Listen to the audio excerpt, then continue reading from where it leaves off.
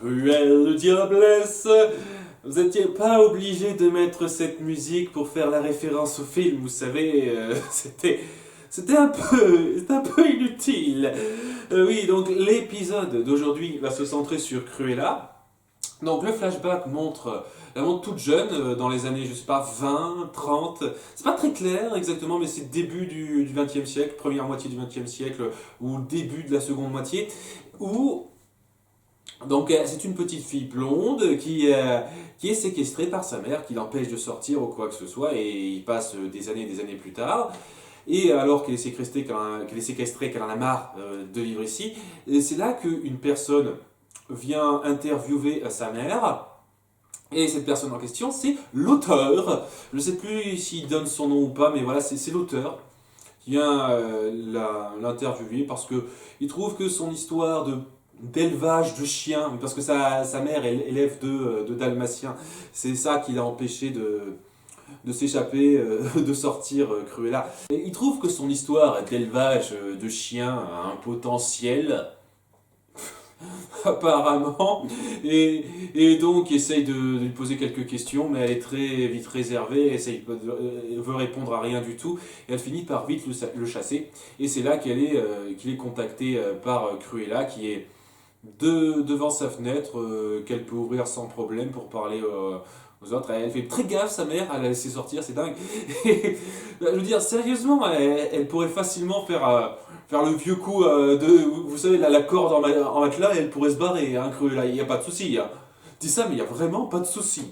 Mais non, hein, voilà ce qui se passe. Cruella donc arrive à discuter avec l'auteur de sa fenêtre, et bien entendu sa mère ne l'entend pas malgré le fait qu'il y a une distance assez importante entre eux deux et qu'ils doivent parler un petit peu fort, mais sa mère n'entend rien.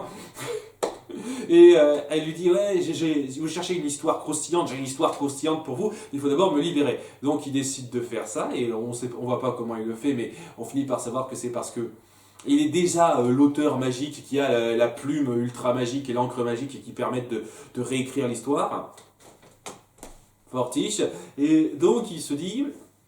Donc il parvient à la libérer comme ça, à lui faire apparaître la clé au pas de sa fenêtre, etc. Et finit par se barrer. Et pour fêter ça, il décide de se rendre à un petit cabaret où il y a du bruit et tout, où elle peut boire et tout. Et le courant passe super bien entre eux, si bien qu'en une nuit, l'auteur se dit ah mon Dieu, cette femme, je l'aime. Quoi. Et oui, c'est ça à peu près. Hein. Bon, après qu'elle lui a raconté son histoire tragique par rapport au fait que si sa mère la garde séquestrée, c'est parce que elle ne veut pas que Cruella raconte qu'elle a empoisonné ses différents maris, parce qu'elle a eu 3 maris, tous morts. Je trouve ça dingue, mais alors dingue, que personne n'ait essayé d'enquêter là-dessus. Je veux dire, cette femme, comme par hasard, elle a 3 maris qui sont morts dans la fleur de l'âge à peu près, je veux dire, avant d'atteindre une certaine vieillesse ou quoi que ce soit, ils sont morts de façon un peu bizarroïde. Non, c'est bon, il n'y a pas de problème. La police de l'époque était une bande de bras cassés, apparemment. Et ouais, personne n'a essayé d'enquêter dans cette maison, étant donné que personne n'a remarqué qu'il y avait une fille qui était séquestrée pendant tout ce temps.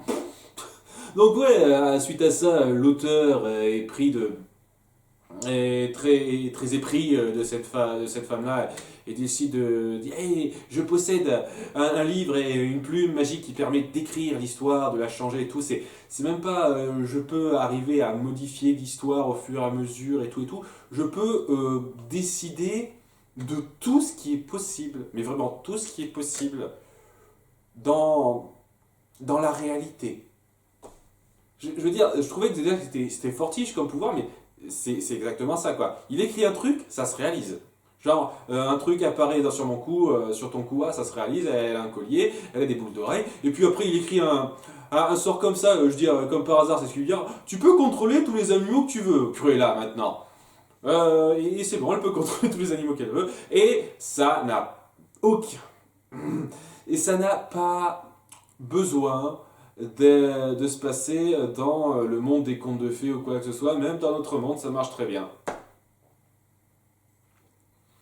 Voilà, c'est-à-dire que L'épisode précédent, ils nous ont dit que les objets magiques marchent, mais pas la magie des personnes elles-mêmes. Mais si la magie des personnes leur viennent d'objets magiques, elles peuvent l'utiliser. Oui, parce que Cruella peut utiliser son pouvoir dans notre monde. Cruella dit attends, je vais d'abord dire un petit peu ces 4 vérités à ma mère avant de te rejoindre. Mais à ce moment-là, sa mère a décidé de suivre l'odeur de Cruella, ce qui l'amène à l'auteur, et elle lui raconte en fait une version totalement différente de l'histoire, comme quoi ce n'est pas elle qui a tué ses maris, mais c'est Cruella. Voilà, et il lui a fallu 3 maris pour se rendre compte, ah ouais, j'ai peut-être arrêté d'en épouser l'autre, oh, c'est quand même ma fille, je peux pas me résigner à faire ça, ok, et il s'avère que c'est vrai, hein, c'est sa mère qui dit la vérité, et un peu plus tard, elle se fait attaquer par ces chiens qu'elle a dressés, parce que Cruella peut maintenant les contrôler par magie, et elle meurt. Et puis Cruella décide juste après de dépecer les chiens pour s'en faire un manteau, parce qu'en fait Cruella, et c'est un truc que j'ai trouvé assez rafraîchissant là-dedans, c'est que c'est une psychopathe. C'est juste une psychopathe. J'aime bien le fait que l'épisode m'ait un peu surpris là-dedans, en me faisant croire que il y avait encore un espèce de passé tragique et qui a amené à ce qu'elle soit prise dans ses émotions négatives et puis ça devienne méchante. Non, c'était une psychopathe. Depuis le début, elle est méchante parce qu'elle trouve que c'est drôle et tout. C'est assez rafraîchissant sur le principe. Seulement, ça va amener à un certain problème. Je reviens dans 30 secondes. L'épisode se termine lorsque Cruella fait face à l'auteur, et l'auteur, juste avant que Cruella essaye de faire quoi que ce soit contre lui, écrive rapidement quelque chose sur un bout de papier, et ce quelque chose qu'elle écrit, c'est « Cruella ne peut tuer personne ». Voilà. Et il va pas essayer de lui retirer ses pouvoirs. Et du début à la fin, elle aura le pouvoir de contrôler les animaux, quels qu'ils soient. Mais elle ne peut elle ne peut tuer personne. Tu sais, vu, je trouve un petit peu con l'auteur sur le coup. Hein. Si tu avais le pouvoir de changer la réalité comme tu veux, fais en sorte qu'il ait plus ses pouvoirs aussi. Je veux dire, ouais, certes, elle peut tuer personne, mais elle aura quand même un pouvoir important sur les animaux et tout, et voilà. Donc, c'est un petit peu con de laisser ça, de la laisser avec ses pouvoirs, avec juste cette condition-là. Et ils expliquent pas comment ils se sont séparés après coup, comment Cruella s'est retrouvée dans le monde des contes de fées, ou alors j'ai cligné des yeux à un moment donné, mais voilà, elle a des super pouvoirs de contrôle d'animaux, mais elle peut plus tuer personne, et je ne sais comment elle finira dans le monde des contes de fées. Alors j'espère que ce sera expliqué, j'ai des doutes par rapport à la résolution de fin, mais j'espère que ce sera expliqué quand même, parce que c'est pour moi un gros pan de l'histoire hein, à combler, quoi. Et je trouve ça quand même fortiche, quoi. Non, mais vraiment, c'est fortiche. Elle était dans le monde. Alors, allez savoir si ça se trouve, c'était pas exactement notre monde. C'est comme dans Once Upon a Time in Wonderland, c'est genre une espèce de monde parallèle au nôtre qui se passe dans une époque différente où il y a un décalage de 40, 50 ans, un truc comme ça. Ce serait complètement con, mais allez, pourquoi pas, allez-y, hein, si vous voulez, mais voilà, donc je vais dire que c'est pas le même monde que le nôtre, donc c'est pas un gros comme par hasard que comme par hasard elle se soit retrouvée virée de notre monde pour se retrouver renvoyée dans notre monde de façon complètement accidentelle. Hein, on va dire que c'est pas ça. Et apparemment elle a gagné la jeunesse éternelle pendant ce temps-là, ou alors il s'est passé très peu de temps avant le moment où elle a été renvoyée dans notre monde. Cela dit, c'est... Je m'acharne sur ça, c'est pas le gros problème que j'ai avec ça. Le gros problème, c'est que... C'est une histoire très intéressante sur le principe. Le gros problème, ce que j'ai, c'est que, comme pour énormément de choses dans cette saison et dans une bonne partie de la série, ce n'est pas instauré. Citez-moi un seul instant dans les épisodes précédents qui vous fasse dire « Ah ouais, j'aurais dû le voir venir. Ah ouais, maintenant ça prend du sens, etc. » Il n'y a rien. Il n'y a absolument rien dans les épisodes précédents qui nous font et qui puisse nous faire voir ça sous un nouveau jour. Il n'y a rien dans les épisodes précédents, dans le comportement de Cruella, qui indique qu'elle ait croisé l'auteur à un moment donné. Il n'y a rien dans le comportement de Cruella qui indique que c'est une psychopathe frustrée de ne plus pouvoir tuer quelqu'un. D'ailleurs, on sent aucune frustration dans le comportement de Cruella. Vraiment, aucune. Elle joue son rôle, elle a sa personnalité un petit peu hautaine, comme ça, et c'est tout, quoi.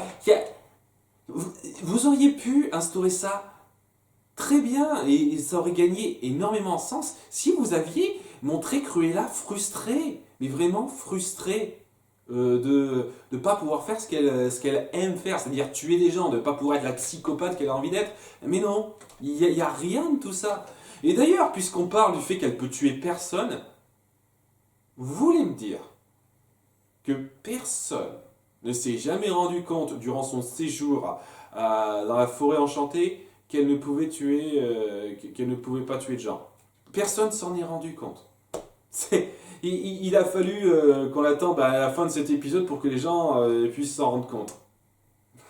Oui, dès lors qu'on analyse ça par rapport aux épisodes précédents, c'est amené très très pauvrement. Et cette histoire qui est très intéressante sur le principe, qui a un rebondissement assez prenant, et ben au final, étant donné qu'elle se lie à rien avant, et je pense qu'elle se liera pas grand chose après, vu ce qui se passe dans notre présent,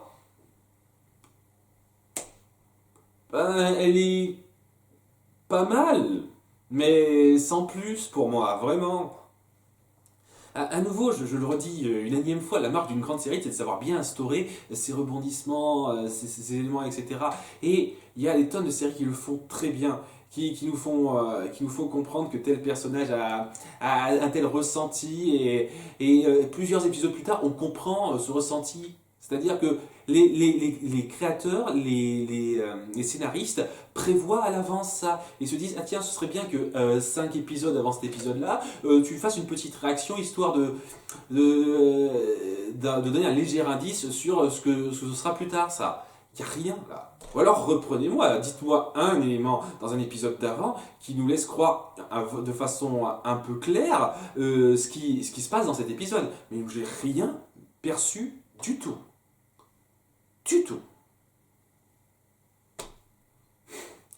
Donc, ouais, dans notre présent, Cruella rencontre rapidement Maléfique.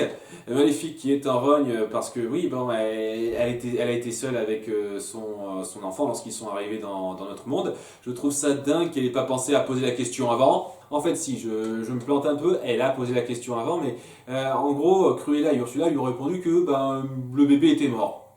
Voilà, mais en fait, c'était pas ça. Ce qui s'est passé, c'est elle finit par avouer qu'en fait, elles ont utilisé la magie de l'œuf pour rester jeunes, et histoire de dire ah c'est bon quoi, on a une excuse pour justifier le fait qu'elles restent sur le même âge. Hein. C'est bon, hein, on s'en tire bien, hein, ça va.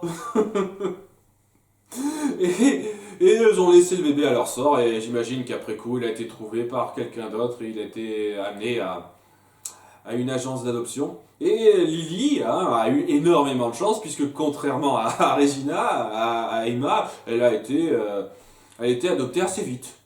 Enfin bref, en ayant appris que Cruella a abandonné son bébé chéri à son sort, Maléfique est sur les nerfs, elle se dit « Ah, je vais te faire souffrir !» Et c'est là qu'elle se transforme en dragon et qu'elle se fait contrôler par Cruella qui a le pouvoir de contrôler tous les animaux. Oups! T'es légèrement con de ta part, Maléfique, d'autant plus que vous connaissez un petit peu, tu devrais connaître son pouvoir. On va mettre ça sur le compte de la colère peut rendre con par moment, on va dire. Enfin bon, ça reste stupide quand même, et donc voilà, c'était histoire de dire, parce que Maléfique n'a plus aucun rôle dans cet épisode. On arrive donc à Regina, qui revient à prévenir tout le monde que Selena est en vie et a remplacé Marianne. Regina que Rumpelstiltskin a laissé filer. Sans condition, apparemment. Il lui a juste dit « Ok, soit t'es avec moi Et à ce moment-là, à ce moment-là, je préviens pas Zelena, soit t'es pas avec moi et je préviens Zelena et elle s'en prend à ton chéri. Bon, maintenant, je te laisse partir, hein. Là, je te laisse réfléchir 1 ou 2 jours sans que je t'observe. Pas de problème. Oui, parce qu'il l'observe pas. Elle va faire tout un petit truc, Regina, pour contrôler Rumpelstiltskin en retour. Et Rumpelstiltskin, comme un compas, il va pas faire gaffe. Il va la laisser faire son truc, sans problème. Hein, Rumpelstiltskin, espèce de génie diabolique qui essaye de prévoir pas mal de trucs à l'avance.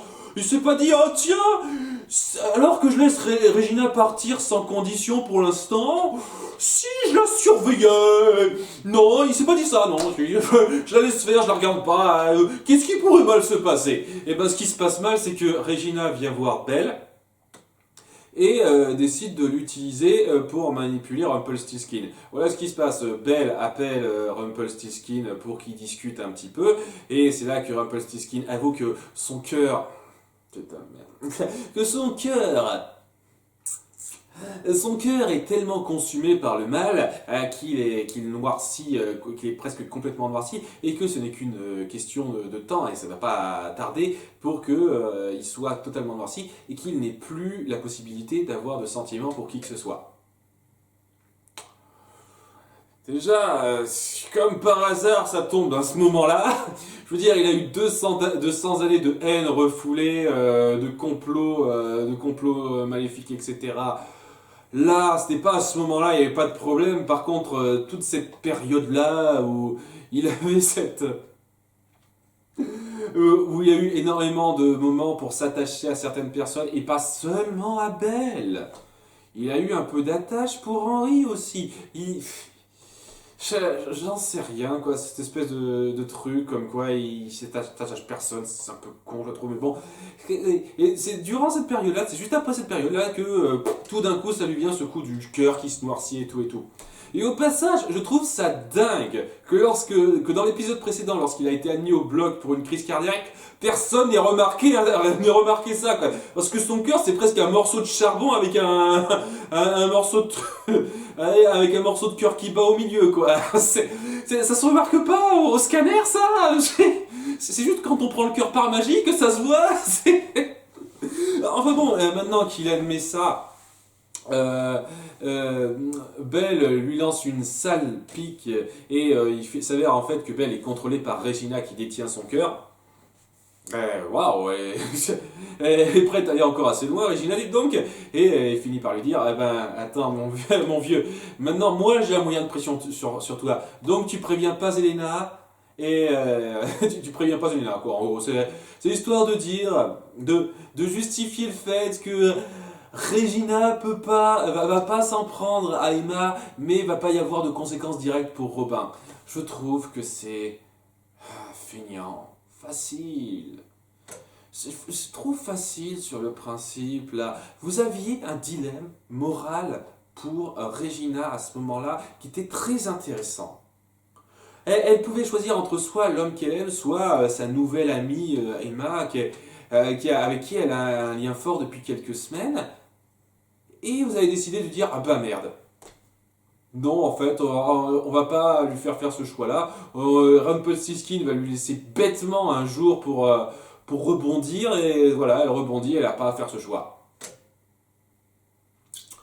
Merci pour rien.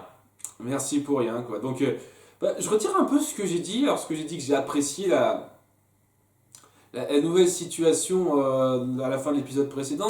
Si vous partez là-dessus, vraiment, c'est dommage. C'est dommage, on a un dilemme moral très intéressant et vous vous foutez en l'air bêtement. Voilà, je suis vraiment frustré par ça. Donc oui, là, ce n'est qu'un détail de l'histoire, parce que toute l'histoire se centrer sur Cruella et l'auteur, bien entendu. Donc Cruella dit, ah, c'est mon moment de briller maintenant, et donc elle va avoir une petite conversation avec l'auteur qui lui dit, ah, tu peux rien me faire, et oui, c'est vrai, t'as raison, et bon, tant pis, je vais essayer autre chose. Et ce qu'elle fait, c'est qu'elle kidnappe Henri, grâce à Pongo qu'elle peut contrôler. Henri qui n'est surveillé par personne. Ok les gars, je vous rappelle qu'il y a un grand méchant Rumpelstiltskin et deux méchantes qui suivent, qui sont en liberté, vous savez pas ce qu'ils font, et vous laissez Henri seul sans surveillance. Est-ce que vous seriez pas un peu con? Donc oui, Henry se fait capturer en étant attiré par Pongo. Qu'est-ce qui se passe avec le docteur Hopper? Il fait pas gaffe à son chien, il le laisse se promener comme ça dans les rues, je sais pas. Mais apparemment, étant donné que c'est un personnage secondaire dont les scénaristes n'en ont plus rien à foutre, donc Henry est kidnappé et Cruella leur dit, voilà, j'ai un deal pour vous, Emma et Regina, parce qu'elle leur envoie un message vidéo. Voilà, je tiens votre fils. Alors, si vous voulez pas que je le tue, j'ai une condition que je vous demande. Vous tuez l'auteur et vous ramenez son cadavre. Ok, donc Regina et Emma se disent, ah bah, on va quand même pas le faire. Ça serait pas bien. On va quand même essayer de pister Henry parce qu'on a reconnu un petit peu l'endroit où il est. Parce que Cruella n'est pas très intelligente. Ouais, je sais pas, son flashback est intéressant dans la mise en scène, mais ouais, je trouve pas ça sensationnel non plus. Il y a des gens en commentaire qui m'ont dit, ouais, Cruella, génial. Ouais, non, dans la mise en scène, c'est très intéressant sa backstory, mais ça n'est pas une méchante géniale. Surtout si c'est comme ça que ça se termine pour elle. Je veux dire, oui, ouais, bon, je vais aller assez vite là-dessus, mais voilà ce qui se passe en gros. Cruella a envoyé ce message. Rumpelstiltskin a capté le message via sa boule de cristal. Elle pouvait pas capter ce que faisait Regina en la laissant s'en aller. Par contre, elle a fait gaffe au message qu'a envoyé Cruella. Et donc, quoi, il est au courant, mais c'est là alors que l'auteur qui a un supra méga pouvoir et qui apparemment ça vient pas du tout de lui, mais ça vient juste de la plume et de l'encre. Donc ouais, en gros n'importe qui pourrait réécrire l'histoire ou bien il faut que ce soit lui spécifiquement, c'est jamais précisé ça, c'est un petit peu c'est pas super clair à ce niveau-là. Donc ouais, l'auteur qui est un petit peu une lopette au final finit par avouer à Rumpelstiltskin ce qu'il en est, qu'elle peut tuer personne, et tout ça a été mis en place, et il se dit ah ouais c'est pas mal parce que ça pourrait aider à faire en sorte que Emma noircisse son cœur si elle tue Cruella alors qu'elle pense qu'elle risque de tuer son fils. Ce qu'elle ne peut pas faire. Mais c'est bien sûr, entendu, un bluff qu'elle ne peuvent pas voir puisque personne n'a fait gaffe au fait que Cruella pouvait tuer personne pendant toutes ces années où elle était dans la forêt enchantée. À nouveau, c'est stupide, mais on fait avec. Hein. Donc, alors qu'Emma, Regina et Killian partent à la recherche d'Henry dans un endroit qu'ils ont réussi à pister, Prince Charmant et Blanche-Neige arrivent à repister l'auteur grâce à une potion pour le retrouver, grâce à un objet qu'il a laissé tomber par terre. D'ailleurs, je comprends pas très bien pourquoi il s'est barré au départ. Non, je veux dire, pourquoi il s'est barré face à eux pourquoi il tenait pas à leur faire face? Ça l'a pas dérangé de suivre Rumpelstiltskin, qui, il devrait le savoir, est quelqu'un de super dangereux, mais se dit non, j'ai pas envie d'être avec eux, je sais pas, c'est bizarre. C'est un peu bizarre à nouveau, hein. Les motivations de l'auteur pour moi sont pas super claires, et si c'est juste quelqu'un de... Si c'est juste, comme je le pense, un type qui aime juste les histoires un peu fantastiques, où il y a des rebondissements et tout, qui fait ça pour son amusement, ben... Waouh, ouh, un personnage ultra profond. Donc ouais, Prince Charmant et Blanche-Neige le retrouvent, et le forcent à parler, et la seule chose qu'ils apprennent de lui exactement, parce que apparemment c'est un peu un bonnet qui sait pas tant de choses que ça, c'est que Cruella ne peut rien faire. Et donc ils se disent ah mais alors Rumpelstiltskin va essayer de faire en sorte qu'Emma tue Cruella en voulant défendre son fils, ce qui commencerait à l'amener vers le côté obscur. Juste un truc avec ça, c'est pas un acte qui va définir qui on est. Vous avez montré ça avec pas mal de personnages qui se sont rachetés et qui ont fait des choses bien pires que tuer une personne, une seule personne. c'est pas Ursula et Regina en tête. Je comprends pas votre délire. Sérieusement, je comprends pas votre délire comme quoi Emma va tuer quelqu'un, c'est la voie descendante assurée vers le mal, tout ça. Mais bon, ouais, Rumpelstiltskin met tout un truc en scène pour séparer un peu tout le monde et qu'Emma parte vers le bon endroit. Au passage, gros coup de chat pour lui. Parce qu'en gros, ce qu'il a fait, c'est qu'il a mis en place des coquillages qui font écho de la voix de Henry lorsqu'il s'échappe de Cruella. Hein, ah oui, parce que oui, Cruella est stupide. À nouveau, hein, c'est pas une grande méchante, pas très réfléchie, pas très intelligente. Hein, je le dis tout de suite. Elle laisse Henry sans défense et il parvient à se détacher sans problème et à se barrer. Hein, donc il la fuit. Et donc pendant qu'il crie à l'aide, il y a plusieurs voix dans différentes directions. Et alors, gros comme par hasard, les fausses voix qui sont données par les coquillages magiques, et ben c'est vers celle-là que se dirigent Regina et Killian. Ah, c'est pas de chance, hein, ça aurait été différent, ben, ça aurait pas été la même chose, dites-moi. Donc ouais, ça amène à ce que Emma soit seule face à face avec Cruella qui menace son enfant de le tuer, sachant qu'elle ne peut pas le faire, mais bon, elle ne le sait pas. Et donc elle est tellement prise là-dedans que Emma finit par lui balancer un sort qui finit par la jeter du haut d'un ravin et la tuer. Et donc ça se termine là-dessus. Oh mon Dieu, Emma est partie du côté obscur. Oh, ah, oh. Ouais. Le truc avec ça, c'est que l'auteur, on l'a vu donc dans cet épisode, peut écrire vraiment l'histoire comme il le chante. Vraiment comme il le chante. Il n'y a pas besoin de faire cette manipulation-là. Hein. Ou alors la sauveuse est immunisée, et à ce moment-là, il n'y a pas du tout besoin de l'auteur. Non, mais je suis désolé, l'auteur est un personnage, une idée de personnage de merde. Depuis le début de la saison 4, je le dis, et ça ne fait que confirmer, c'est une idée de personnage de merde. C'est un type qui a des super méga pouvoirs, qui peut façonner la réalité comme il le souhaite. C'est cette espèce de merdeux débile. Sérieusement, ouais, non, sérieusement, c'est un merdeux ce type. Et qui. Et je me dis, bordel de merde, quoi, c'est. Au final, c'est ce que tu veux faire, c'est mener la sauveuse vers le côté obscur et faire en sorte qu'elle devienne méchante, donc, et qu'elle parte donc vers les fins heureuses des méchants, comme tu le dis. Il n'y avait pas besoin d'un auteur pour ça, tu pouvais essayer de trouver cette manipulation par toi-même sans créer un auteur. Et donc ouais, Cruella est morte, donc comme pour Ursula, c'est un méchant qui est expédié en un épisode, hein. Elle a servi un but, j'imagine, contrairement à Ursula, dont on pouvait légèrement se passer de la présente au final, mais bon. Mais ouais, quoi, quand j'entends les gens dire ouais, Cruella est géniale, je sais pas, à moins qu'ils trouvent un autre moyen à la con de la faire revenir d'entre les morts. Ou alors c'est une fausse piste qu'on voit à la fin, on croit qu'elle est morte écrasée contre les rochers, mais au final elle est juste ultra blessée, elle va être guérie, je sais pas. Je sais pas. Et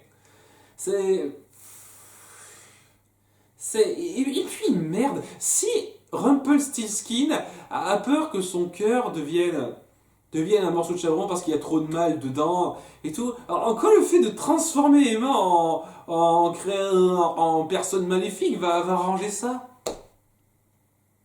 Ou alors est-ce que la Emma maléfique, comme Rumpelstiltskin l'aurait prédit, aurait le pouvoir de soigner son cœur complètement débile. Ça n'a aucun sens la cohérence globale de ce truc.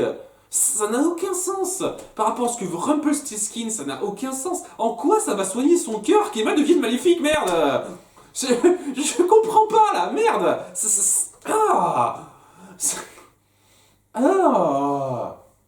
Ah oui, j'ai oublié d'en parler avant de terminer. On parle d'un truc par rapport à l'encre magique qui, si on la déverse sur quelque chose, on peut pas savoir l'effet que ça aura, quoi. Je veux dire, on sait qu'écrire quelque chose dessus, ça se fait se réaliser, mais si elle est versée sur quelque chose, on sait pas l'effet que ça aura. Et ben, dans le flashback, j'ai oublié d'en parler, c'est pour ça que j'en parle rapidement. Dans le flashback, par accident, Cruella soit renversée de l'encre sur elle. Et c'est ça qui lui donne sa coupe de cheveux très particulière. Et. Ok. Alors, une partie de moi voudrait que. Peut-être, ça joue un rôle.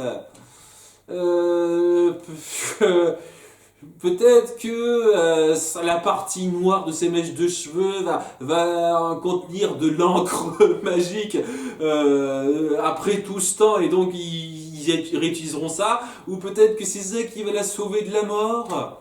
Je sais pas, je balance des suppositions au pif, je sais pas quoi en penser. Cette histoire d'auteur, ces gens qui veulent qu'Emma devienne maléfique parce que ça œuvrera pour eux alors que ça leur sert à rien. En quoi le fait qu'Emma devienne maléfique va aider Maléfique à retrouver sa fille? En quoi le fait qu'Emma devienne maléfique va aider Ursula à retrouver sa voix?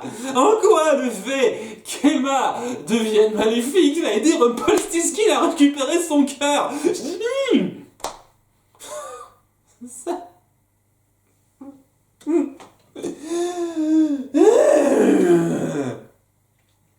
Ça n'a aucun sens.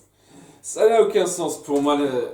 Cette saison ne sait pas où elle veut aller. Ça sent clairement. Ça sent clairement un final où Emma deviendra maléfique à la fin. Alors j'imagine que c'est pas tout de suite et c'est juste le début de sa pente descendante et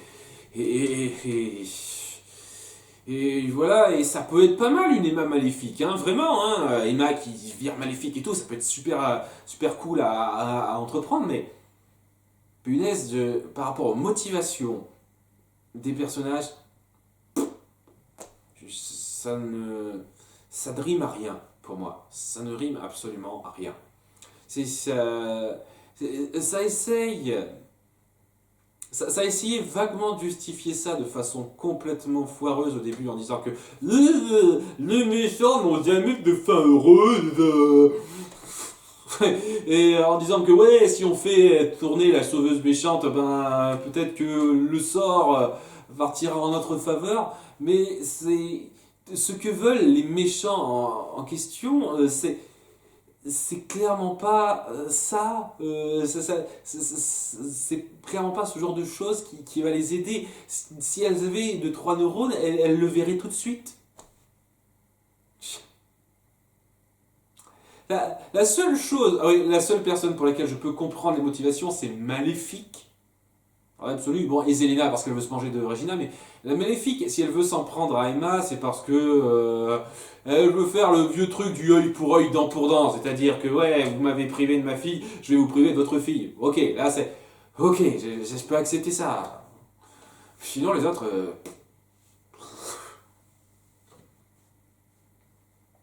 je... je... À nouveau, c'est un épisode acceptable, je vais pas dire le contraire. Le concept, la mise en scène du flashback était très bonne. Voilà, au début, je me suis dit, ah, encore un personnage de fille qui a pas eu de chance et qui, avec les circonstances tragiques, tournera méchante. Bah non, elle a été méchante depuis le début, j'ai bien aimé ça. La façon dont évolue l'histoire dans notre présent, il y a quelques bonnes idées, je vais pas le nier, il y a 2-3 bonnes idées, mais il n'y a rien de sensationnel et ouais, je peux pas dire que c'est mauvais. C'est... Et rien que par rapport à la connexion avec le reste, le principe de la saison 4 qui commence vraiment, mais vraiment à s'étioler dans cet épisode, voilà, ça me laisse de marbre, hein, vraiment ça me laisse de marbre et ça me fait pas envisager grand chose de très subtil et très intéressant pour la suite. Enfin bon, j'ai déjà passé assez de temps là-dessus. À bientôt pour l'épisode 20. Ciao!